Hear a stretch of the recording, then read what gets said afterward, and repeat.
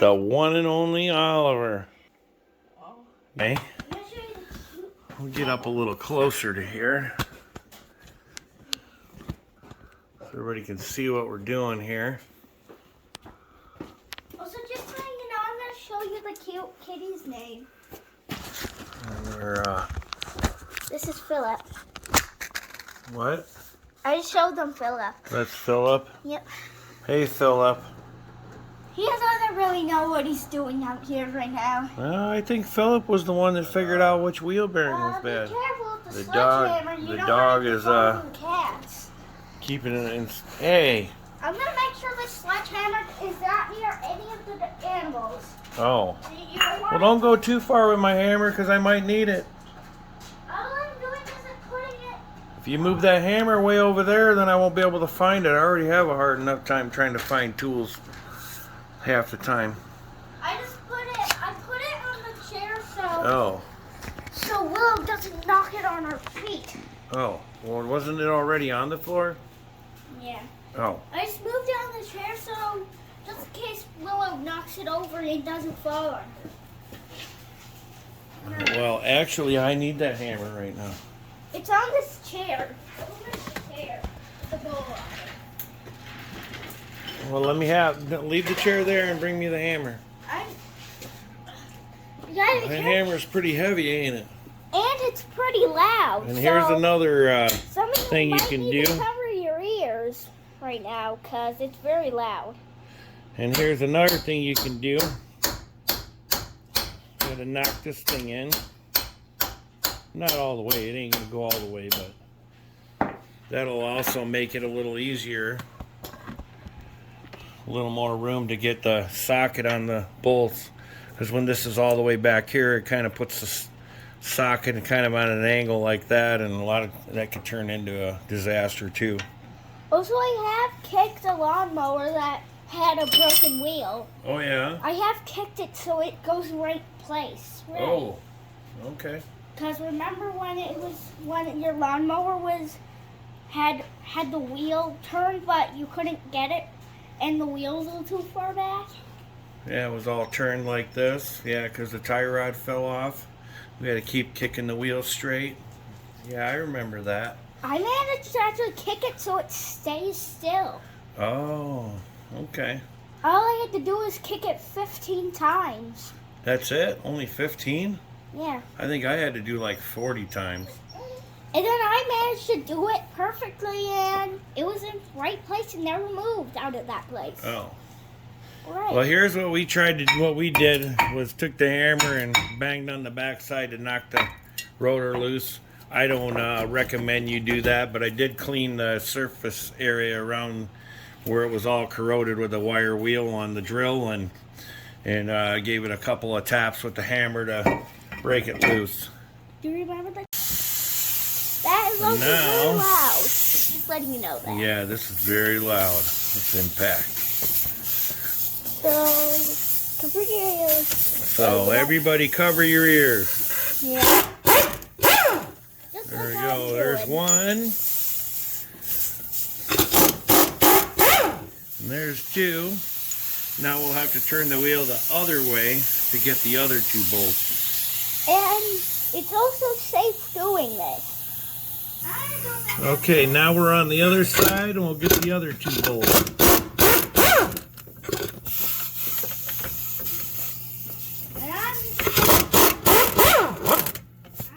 Alright. So I don't have to hear that much of it. So now we got those other two bolts out. Throw them on the floor. And it appears as though we're going to have to take... It's very safe. Just make sure if you have anything else that's not safe doing that, you gotta be careful so it doesn't stab you. Yeah. You heard Oliver. Like if something flies off, whatever you're using, you gotta, if it's sharp, you gotta make sure it doesn't hit you or else it will stab you. Yeah. And you don't want that to happen. Right. So here we go. So now... Go out in the snow and try not to slide on the door again. Okay. So now it appears as though we got to take this inspection cover off. So it looks like 10mm bolts. One down here, and one right here.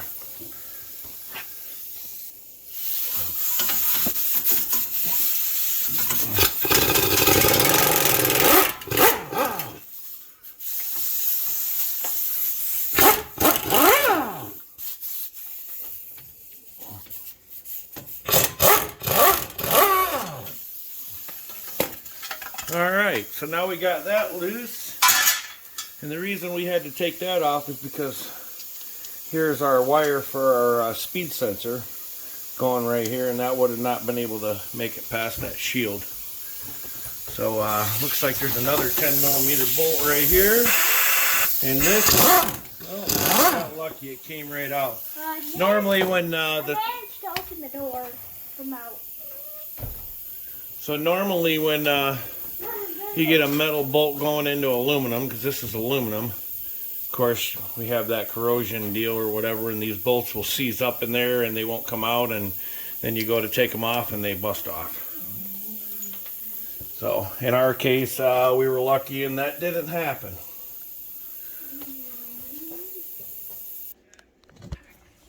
Okay, we took the wires here. Of course, we already took this one loose. This comes around to another bracket here, which on the back side here was a 10mm bolt, which we took out. And then, don't mind the rope. Then right up in here, in this little bracket where my thumb's at, is where the little wiring harness plugs in for the speed sensor for the wheel bearing. And it looks like there's a little rubber or little red safety thing there, lock, which get a pick in here and go out to the right, as you can see on the camera there, and unplug it. And we're going to do that, and we'll be back. Okay, we finally fought that wire out of there, and got this wiring harness for the wheel bearing all out of the way there. And now here's we'll try a couple different routes here to see if we can get this wheel bearing off with no problems, but it almost kind of looks like somebody had greased it or something at some point. But anyway, we're gonna pound on it this way, then pound on it on this side, and see if this thing will pop out of there. And you gotta be very careful when you're doing this, because you could get hurt doing it. Right. Because you could hit yourself with a sledgehammer, or that could hit you with the sledgehammer. Yep, could hit you in the leg when it pops out. So here we go. Whoop, see? Yeah. Like that sledgehammer just tried to attack him. Your old sledgehammer tried to attack you. Attack your arm, right? And here we go. And there we go. That sledgehammer tried to attack my dad's arm. And there you go. And you gotta be careful. Listen. Yeah, it sounds a little rough. And you have to be safe when you're doing. All right. So here we go. We're gonna do us a unboxing. So here's the new wheel bearing. We chose. Let's see if we can see this here. All right. This is what our local parts store had. It was a Duralast hub assembly, and part number DL513273HD. Ooh, does that mean it's heavy duty? I don't know. But anyway, let's open it up and see what we got here. So here we go. This is cool. So it'll say for a Grand Caravan. Let's see. What's this other piece of paper here? They both say Grand Caravan. But Grand Caravan, Chrysler Town and Country, pretty much the same. So it's the torque specs on here. So 2008 to 2012, 118 foot-pounds of torque. I don't know. I had my jacket hood up. or 160 Newton meters. So anyway, we'll throw those away over there. And anyway, here we go. Here's our brand new hub assembly here. We'll unwrap it and see what all we got here. I just showed. Look what I did to this. Oh yeah. So it looks like it comes with look how the much bracket, just like the other one did. Minus another bracket, but anyway. I ripped this off. And here we go. Nice and quiet. We'll try this other one here. Yeah, it's the same amount of noise, just. No, it's not the same amount of noise. It doesn't But make that. this one's a little clunkier, rough. So anyway, but here's our new one, and we're gonna get it installed. While we have it off, we'll go ahead and clean all this up, clean the threads up on this axle shaft, CD shaft. That's all I did to try to get all the corrosion and stuff out of the hole here, and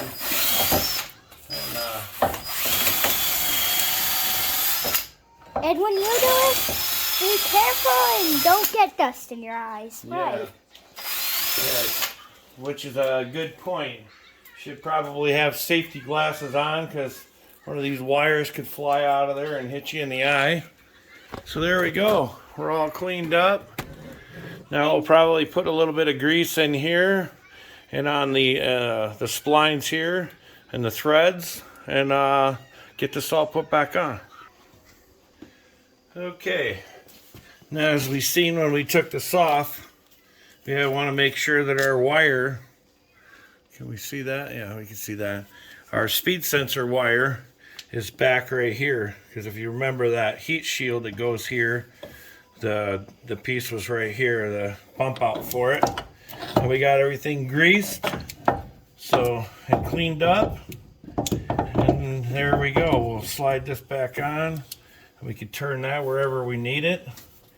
And we'll get there. Slipped right in there. When you get it all cleaned up, it makes it a lot easier to put back together too, of course. And this will turn, and we can wiggle it around to get our bolts lined up. And so there we go. I think we have one bolt started there. We'll get one over here on the other side. We got our. Sometimes you got to push the axle shaft back in, because now it will slide in and out of there easily. Now it gets in the way of getting the bolts back in. So there we go.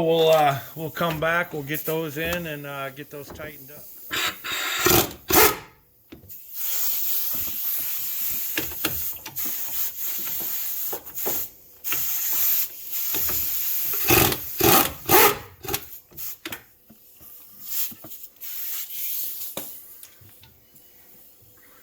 And you'll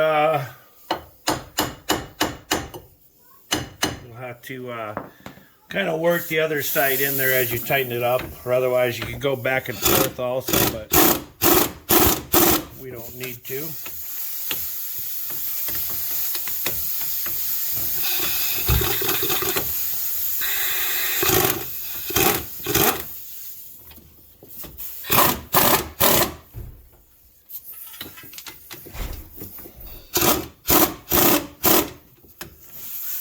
Alright, now we'll spin the wheel the other way and get the other two bolts.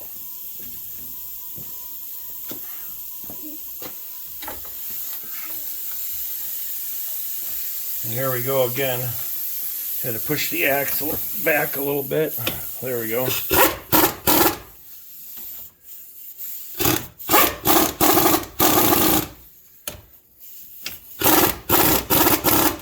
There's probably a torque spec on that, but I don't know what it is, and I've never had a problem by just running it in with this gun here. So yeah, so we'll just ooga ooga thing there, you know, like some people do. And we didn't really have to take this top bracket off here, but we did anyway. But we'll put that back on now. Spot. Very important to have those wires in their brackets and where they need to be so that they don't get tangled up in the wheel or rub on something and the speed sensor go out, and then it'll cause you some brake issues in the future. And don't do like I did and break the bolt off.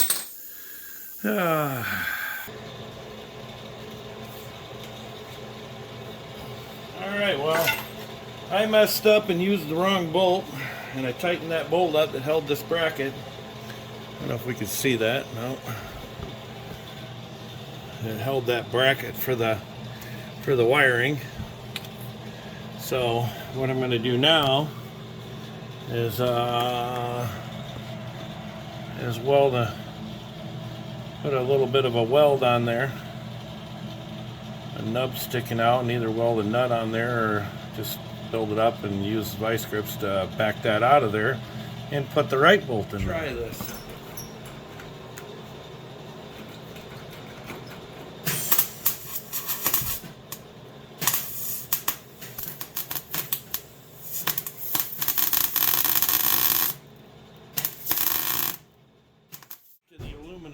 Only the metal, so let's get us some pliers here. Let's see if that welds. Alright, now we're getting to tighten these bolts back up on here on the inspection cover. These don't have to be exceptionally tight because all it's doing is holding that heat shield on. So we got that part in there, and we got our dusty rotor. Put that back on there, but you know what, before we do that, I don't know if we can see this, but we're going to put just a little bit of grease or anti-seize. I'm going to just put grease because that anti-seize stuff is pretty messy, and I don't know if I can even find it. So we're going to get some grease on there, which we got it right here with just a little bit. Just a little bit is what will help tremendously. So not too much because you don't want it to heat up and then slide down and get on the rotor and cause issues with stopping. So we got that on there. We'll get this back in its place. Get our wires plugged back in. Let's see here. I don't know how well we can see in there. Probably should get a light, but this will just slide. There's a little notch right there and a groove here. Just slide that in there. Sometimes it's not that easy, but we'll get it in there. Twist it around a little bit and wiggle it. It gets in its place. And we'll plug our wires back in. Okay, I had to put my shirt on, but we're going to take this brake rotor back off here, and we got us some brake clean. I'm just going to spray it off. Some of the BB blaster that we sprayed on here off of it. Alright, that should be good enough. And as we said earlier, I believe a little bit ago I recorded, but we put a little grease around here where this is going to go back on, and we're also going to put a little bit of grease on the lip of the rim too. That way when it mates against here and slips on this edge of this here, it'll be less likely to corrode and stick on there. But anyway, we're gonna let the little dirt on there. Dirt won't hurt it. Should have probably got some new rotors for this thing, but I think we've sunk enough money into this van today in the last week. But that'll be probably when we put brakes on it again next time. We'll replace the rotors, and they're getting a little flaky on the backs, crusty and flaky or whatever on the backside there. But they're not. It's not shaking and vibrating or nothing. So we won't be too worried about it. Now we'll take our bungee cord back off here. We already went through with a wrench and made sure that our bolts were tight on our wheel bearing assembly, and that was good. So now we'll get this bungee cord out of here and put our brake caliper back in place and finish this job up.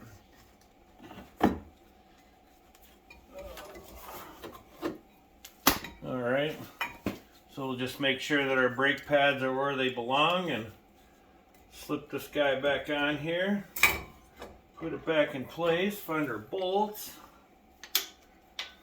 and we'll turn this wheel a little bit. I could do it with the tire too if we wanted to. And back again our 21 millimeter.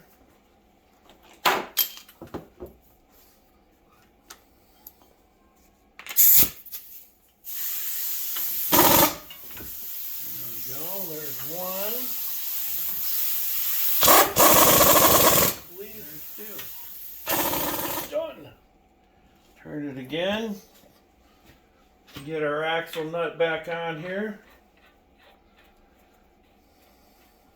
Tighten that back up. And I believe the socket for that was 32 millimeter. Now this is a torque. We have to torque this nut, as we said in the earlier part of this video, to 118 foot-pounds. So we got that buzzed in there. Now we'll go get our torque wrench, which I should have already had over here. I have this set at 110. So now all we have to do is go to 118. And there we go. Now, hopefully, the whole thing won't spin. There we go. Because our other wheel is on the ground and the van is in park. Sometimes you have this jacked up in the air because you maybe do both of them or do some other work. But a lot of times what you can do is get a big breaker bar. This is a smaller one, and stick it here between the studs and the socket, and the other end will wedge against the floor, and you can tighten this, or you can have somebody hold the brake while you torque it. But we don't need to do that because our other wheel's on the ground and we're in park, and all we got to do now is turn this till it clicks, and there we go. 118 foot-pounds, and we're set and ready to go. Now we'll get the wheel back on it and put the car back down on the ground and call it good.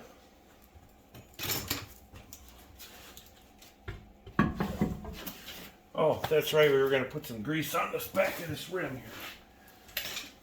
here. There we go. Let's see. Put it right on this lip here. Probably could have cleaned this up a little bit, but oops, sorry. But there. We got a little grease on there. Put this wheel back on. Can we see the wheel? Yep. Get the wheel back on here. And, put our lug nuts on and we'll be done. But you all get the picture. We're not going to bore you with putting the rest of the lug nuts on. We're going to get the lug nuts on, buzz them on with the impact somewhat tight, set the van back down on the ground, torque them to 110 foot-pounds, and call this good. All right, there you have it. 2006, I believe, or 7 to 2012 Dodge Caravan and Chrysler Town and Country. It appears as though they're all the same, but anyway, this is my version of the Homestead DIY wheel bearing assembly, hub assembly, whatever you want to call it. We got it done. It's fixed up. We haven't test drove it yet, but I'm pretty sure that was our problem. So let's catch you on the next one. Bye.